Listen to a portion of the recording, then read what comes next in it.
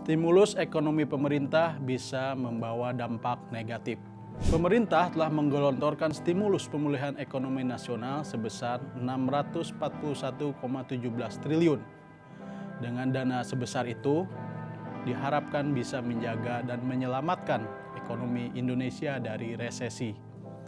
Namun, dana stimulus sebesar itu berdampak negatif bagi ekonomi kita. Apakah benar seperti itu? Kamu akan menemukan jawabannya dalam video ini.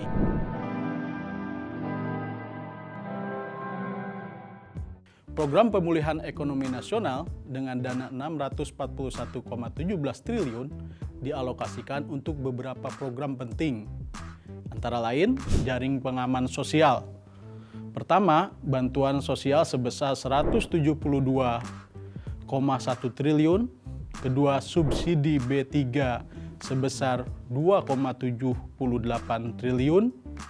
Dan ketiga, dukungan pajak sebesar 123,01 triliun.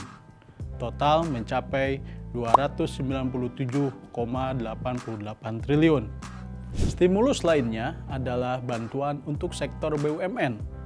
Pertama, penyertaan modal negara di BUMN sebesar 25,27 triliun. Kedua, talangan modal kerja sebesar 19,65 triliun. Dan ketiga, pembayaran kompensasi sebesar 90,42 triliun. Total bantuan mencapai 135,34 triliun. Stimulus berikutnya adalah sektor restrukturisasi kredit. Yang pertama, penjaminan kredit modal kerja UMKM sebesar 6 triliun.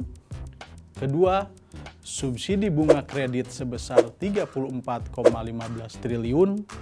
Dan ketiga, penempatan dana di bank sebesar 87,59 triliun. Total stimulus mencapai 127,72 triliun.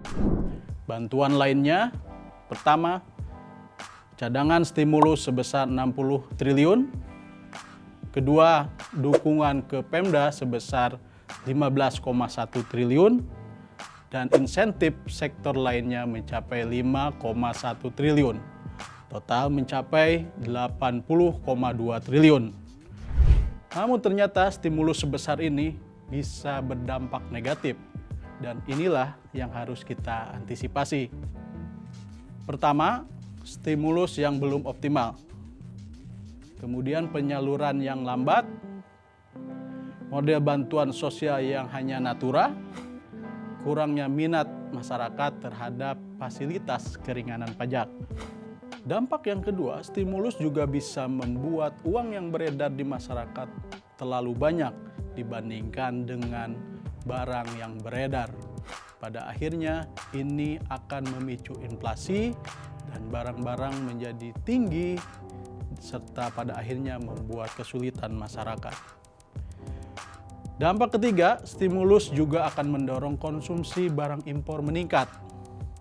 Hal ini terjadi jika daya beli sudah pulih, namun di sisi lain, sektor manufaktur atau industri belum pulih sepenuhnya. Dampak keempat, stimulus juga akan meningkatkan resiko pelemahan kurs. Kelebihan suplai rupiah bisa mendorong permintaan falas untuk impor, pembayaran utang luar negeri, dan spekulasi menjadi meningkat. Selain itu, pendapatan negara yang menurun akibat arus keluar dana asing dari obligasi juga berpotensi menjadi ancaman. Stimulus terhadap UMKM juga bukan tanpa risiko. Stimulus akan menimbulkan defisit neraca berjalan. Kenapa demikian? Komposisi UMKM di Indonesia ternyata masih didominasi oleh sektor perdagangan, bukan UMKM yang menghasilkan devisa. Sehingga kebutuhan akan impor di sektor ini justru relatif tinggi. Dalam laporan LIPI tahun 2015, dirinci bagaimana komposisi bidang UMKM selama ini. UMKM yang bergerak di sektor pertanian itu mencapai 23,5%, manufaktur 18,3%, di sektor jasa mencapai 28,6%, dan perdagangan mencapai 26,7%. Sedangkan di skala usaha besar, komposisi sektor manufaktur justru paling dominan, sehingga ini sangat positif untuk bisa menekan impor. Sektor manufaktur di usaha besar mencapai 45,2%, sektor jasa 29,3%, dan pertambangan mencapai 22,7%. Lalu bagaimana supaya dampak negatif stimulus ini bisa diantisipasi? Jawabannya adalah stimulus yang diberikan pemerintah harus bersifat menyeluruh dan strategis dengan mempertimbangkan beberapa hal di bawah ini. Stimulus perlu menyeimbangkan dan menyesuaikan kebutuhan jangka pendek dengan strategi jangka panjang. Kebutuhan jangka pendek yang harus cepat dieksekusi adalah bantuan sosial, keringanan pajak, dukungan kredit UMKM, dan program padat karya. Dua program ini sangat penting dieksekusi dengan cepat karena menyerap banyak tenaga kerja. Nah, strategi jangka pendek ini harus juga didukung dengan program jangka panjang dengan beberapa sektor yang harus diprioritaskan oleh pemerintah, yaitu pengembangan ketahanan pangan nasional, food estate, kemudian beberapa proyek infrastruktur, dan dukungan industri yang bersifat targeted. Peningkatan kapasitas produksi bisa dilakukan oleh pemerintah dengan mendorong industrialisasi dengan tahapan yang jelas dan terarah. Misalnya, kita bisa melakukan dengan mengikuti 4 fase Asian Development Model. Fase pertama adalah membangun fondasi pengembangan infrastruktur dan SDM. Jika ini sudah dilakukan, masuk ke tahap industrialisasi 1.0, yaitu membangun basis produksi barang konsumsi dasar seperti tekstil dan perhutanan. Baru memasuki fase ketiga, yaitu industrialisasi 2.0, membangun basis produksi industri berat. Dan baru setelah itu kita akan memasuki tahap keempat, yaitu liberalisasi. Liberalisasi berarti transisi ke ekonomi berbasis jasa dan inovasi. Kenapa manufaktur sangat penting? Karena sektor ini bisa menekan defisit transaksi berjalan, meningkatkan ekspor, dan menekan atau mengurangi ketergantungan impor. Namun pada kenyataannya, manufaktur dalam ekonomi nasional kita cenderung menurun sejak awal 2000. Selain itu, strategi pengembangan industri manufaktur harus diseimbangkan dengan strategi pengembangan UMKM agar tidak tertinggal. Perlu ada link atau kerjasama yang jelas antara UMKM dan industri.